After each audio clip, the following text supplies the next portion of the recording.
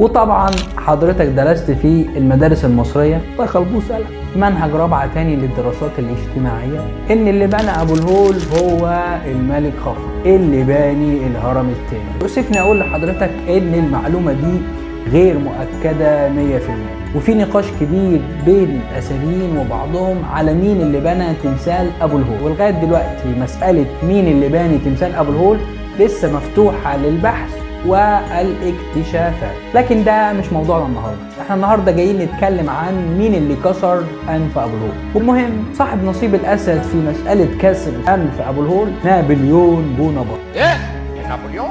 مين؟ نابليون بونابرت بتاع الحملة الفرنسية؟ ايوه. واللي اتقال ان اول ما نابليون بونابرت نزل مصر هي وجه المدافع بتاعته على تمثال ابو الهول، وعشان تمثال ابو الهول تمثال متين ومعمول بضمير التمثال استحمل